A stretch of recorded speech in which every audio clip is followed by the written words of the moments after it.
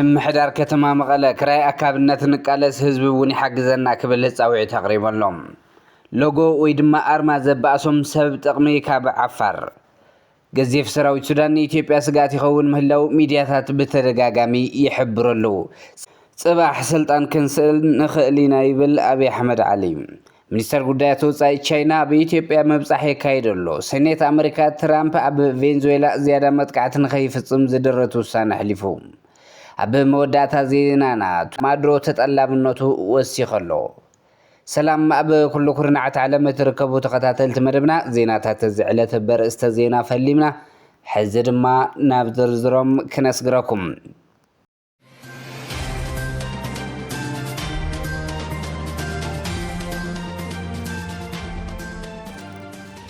محدار كتما مقالة كراي أكابنتن كالوت صقاماتن فصيموم يوم تباهيلوم كاب استأجدو أمرار حبتو وساخي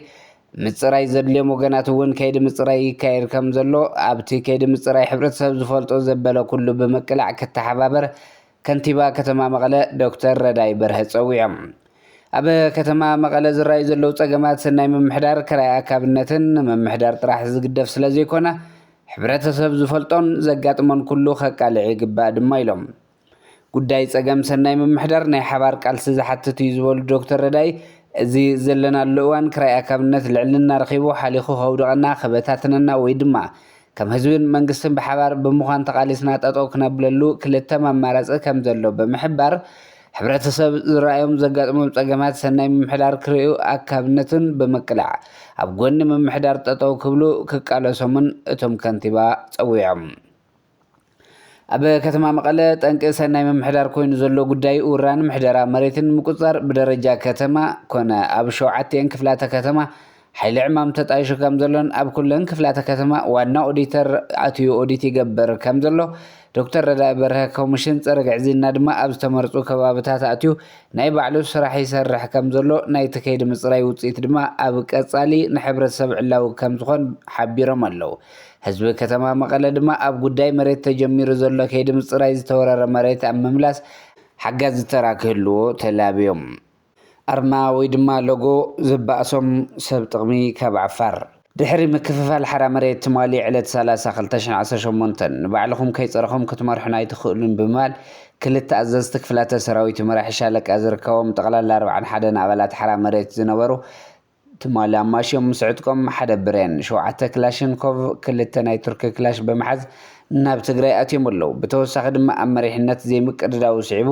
ኣብ ዓፋር ወሳኒ ተራ ዝነበሮም ላዕለዎት መራሕቲ ኣነ እየ ዝመርሕ ኣነ ባብ ዝብል ውጥጥ እቲ ነበር ሰራዊት ትግራይ ነናብ ዓዱ ይምለስ ኣሎ ብሽሙ ካብ ኣብይ ኣሕመድ ዝወስድዎ ገንዘብ ነቲ ሰራዊት እኳ ከሻትትዎ ብዘይምኽኣሎም ድማ ነቲ ምፍራስ ውሽጣዊ ቁንቁኖ ኮይኑ የፍርሰሎም ገዚፍ ሰራዊት ሱዳን ንኢትዮጵያ ስጋት ይኸውን ምህላው ሚድያታት በተደጋጋሚ ይገልጻ ኣለዋ ቅድሚ ሰሙን ሱዳን ትሪቡን ሰራዊት አልቡርሃን ናብ ቤንሻንጉል ጉሙዝ ይጽጋዕ ከም ዘሎ ምግላጹ ዝፍለጥ ኮይኑ መቐጸልታ ድማ ተወሳኺ ብርክት ዝበለ ሰራዊትን ዘመናዊ ኣጽዋርን ናብ ቤንሻንጉልን ካልኦት ምዕራባዊ ደቡብ ኢትዮጵያ ይጽጋዕ ከም ዘሎ ይሕበር እቲ ኣብ ኣሶሳ መሰልጠኒ ማእከል ተዋሂብዎ ዝተባሃለ ሰራዊት ህጹጽ ደገፍ ካብ ኢሚራት ዓረብ ተወሳኺ ኣጽዋራት ይኣትዎ ምህላው ተገሊጹ ኣሎ እዚ ድማ ሰራዊት ሱዳን ብዝለዓለ ናህሪ ናብ ደቡባት ኢትዮጵያ ክጽጋዕ ይገብረሎም صباح سلطان كنسن نخلينا أبي أحمد علي أبي أحمد تمال مس بعلت جزء زناش تاياتشو لعلوت مرحت منجستن تلو أرارز توعد موديل كوشت أبز مرة علوان زم حلالفهم الأختيو أبي أحمد تهجر توعد موديل كوشت تلو أرارا بعلي مرقو بقان قارمنياون مدرس ميعو أبتي بهالفيجن تفنو مدرو صباح سلطان أبينا كي يلي كبل تسمع له سلطان زوهاب جزء مساخلة مسكرة دم بعقمنا هو تسبات كن كير عدل لنا هزبنا ون كان حقوس يجبا هزبنا كاب تجمع بخيات ناب فقرنا حقوسهم بخيات السجاجر اللي خناتات كنفتر يجبا يبل أتي ሚኒስተር እቶም ኣብ ስልጣን ዘሎ ኣውራጃታት ዞባታትን ዘመሓድሩ ናዚ ጉዳይ ኣእምሮኦም ክሕዝቡ ኣለዎም ክብል ተዛሪቡ እዚ ልክዕ ናብ ስልጣን ክሪብ ከሎ ብጥንቁልና ምድያውን ህዝቢ ኢትዮጵያ ከም ዝነገሮ ሎሚ እውን ጉዳይ ዛዕጎልን መሻርክታን ትሰርሕ ከም ዘላ ፍርሒ ዝኣተዋ ባሕሪ ከብዱ ኣለፋሊፋቶላ ዝወርደሉ መንገዲ ግን ግልፂ ኣይገበረን ሚኒስተር ጉዳያት ወጻኢ ቻይና በኢትዮጵያ ምብጻሕ ይካይደሎ ትማሊ ናብ ርዕሰ ከተማ አዲስ አበባ ዛቶ ዋንጊው ምስ አብይ አሕመድ ጉዳያት ወፃኢ ሚኒስተር ጌዲዮን ጢሞቴዎስ ብምርኻብ ብዛዕባ ዞባዊ ጉዳያት ዘትዩ ኣሎ። እቲ ላዕለዋይ ቻይናዊ በዓል ስልጣን ናይ ኣፍሪካ ዑደት ንምቕጻል ናብ መቃድሾ ታንዛንያን ሌሶቶን ክበጽሕ ተጽቢት ይግበር ኣሎ። እስራኤል ንሶማሊላንድ ከም ሃገር ከም እትፈልጣ ድሕሪ ምግላጻ ቤጂንግ ንሉዓላውነት ግዛኣት ሓድነት ዓባይ ሶማልያ ዘለዋ ደገፍ ምግላጻ ይዝከር። ሚኒስተር ዋንግ ምስ ኣቦ መንበር ኮሚሽን ኣፍሪቃ ማሕሙድ ዓሊ ዩሱፍ ምርኻብ እውን ብዛዕባ ምዕባለታት ቀርኒ ኣፍሪቃ ዝርከቦም ዓበይቲ ጉዳያት እታ ሃገር ተዘራሪቦሎም። ሴኔት ኣሜሪካ ትራምፕ ኣብ ቬንዙዌላ ዝያዳ መጥቃዕቲ ንኸይፍጽም ዘደረቱ ውሳነ ሓሊፉ። ሴኔት ኣሜሪካ ባይቶ እንተዘይተስማዕሚዑ ፕረዚዳንት ትራምፕ ኣብ ቬንዙዌላ ዝኾነ ወታደራዊ ስጉምቲ ንኸይወስድ ዝዓግቶ ውጥን 5247 ዝባር 52 ድምፂ ብምርካብ ውሳነ ሓሊፉ ኣሎ። ድሕሪ ኣሜሪካ ኣብ ካራካስ ዘካየደቶ ወታደራዊ ስርሒት ንፕረዚዳንት ቬንዙዌላ ኒኮላስ ማዱሮ መሓዛእ ብዙሓት ኣባላት ባይቶ ከም እተሻቐሉ ይገልጽ። ኩሎም ዲሞክራት ውሕዳት ሪፐብሊካንን ነቲ ድምፂ ብምድጋፍ ፕረዚዳንት ቤናዊ ወታደራዊ ስጉምቲ ከይወስድ ኣድሚፆም። ትራምፕ ነቲ ውሳነ ብዘለዎ ስልጣን ተጠቒሙ ክግልብጦ ከም ዝኽእል እውን ይሕበር ኣሎም። ብመወዳእታ ዜናና ቱታ ማዱሮ ተጠላብነቱ ዛይዱ ኣሎ። ኣብ ቀረባ እዋን ብሓይልታት ኣሜሪካ ኣብ ትሕቲ ቀይዲ ዝኣተወ ፕረዚዳንት ቬንዙዌላ ኒኮላስ ማዱሮ ኣብቲ ህሞት እቲ ለቢስዎ ዝነበረ ናይ ብራንድ ቱታ ትፅቢት ብዘይተገበሮ መንገዲ ኣብ መላእ ዓለም ልዕሊ ወሰኽን ጠለብን የጋጥሞ ከም ዘሎ ተሓቢሩ። ዕዳጉኡ ዝዓመረሉ ናይ ማዱሮ ኣብ ትሕቲ ቀይዲ ክውዕለን ከሎ ዘርኣዩ ምስልታት ኣብ ማዕኸናት ዜና ዓለም ዝተዘርግሐ እቲ ዝለበሶ ቱታ ኣብ ኣሜሪካን ኣብ መላእ ዓለምን ኣብ ዝርከባ ድኳናት ናይ ሙሉእ ብሙሉእ ክሳብ ምሻጥ በፂሑ ኣሎ። እቲ ኩባንያ ካብቲ ፍጻመ ጀሚሩ ኣብ መሸጣ ናይቲ ቱታ ርኡይ ወሰኽ ከም ዘረኣየ ተሓቢሩ ኣሎ። እዚ ቱታ ኣብ ስፖርታዊ ዓለም እውን ተኣታትዩ ኣሎ። ተፃወቲ ስፓኛዊት ክለብ ማዮርካ ንፀወታ ናብ ስታድየም ኣብ ዝኣትውሉ ዝነበሩ እዋን ኩሎም ከም ናይ ማዱሮ ናይ ቱታ ተኸዲኖም ተራእዮም እዮም። እዚ ኣብ ማሕበረሰብ ውዑይ ዜና ስፖርት ኮይኑ ኣሎ። መብዛሕትኡ ግዜ መራሕቲ ዓለም ኣብ ትሕቲ ቀይዲ ክኣትው ከለዉ ዝኽደኑ ክዳውንቲ ከም ታሪኻዊ መዘከርታ ወይ ድማ ምልክት ተቃውሞ የገልግሉ። ሕዚ ግን እዚ ናይ ቱታ ከም ፖለቲካዊ መግለፂ ዘይኮነ ከም መግለፂ ምርጫ ዘመናዊ ፋሽን ስቴትመንት ይረአ ኣሎ። እምበር ከስ ክቡራት ተኸታተልቲ መደብና ዜናታት እዚ ዕለት ኣብዚ ከንቢትና ሰሰናይ ንዓኹም ሰላም ንዓኽ ትግራይ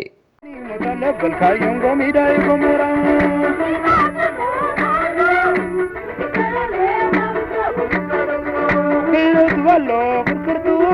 gazazi gama muhayo khulitu tawtin falto sinkat tabilka abagladu gallam bugadu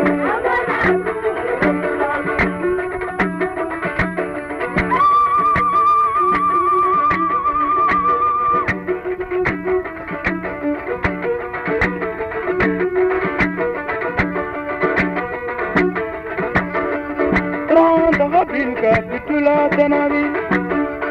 وكان كميلانا خدم زناب عزبي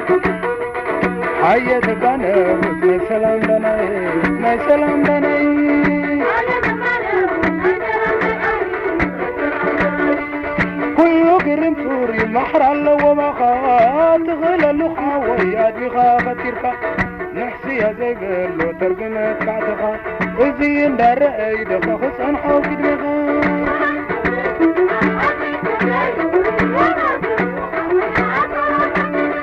قرت لغمات فتحة عزري كم زي نبر دام زملت وحاقشنا كبهم وطيتو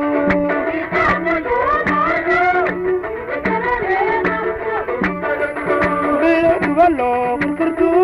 قزاز غمام وغيو خليدو دامت نزلتو سنتت تتابلك عبا ولادو بلهم بقادو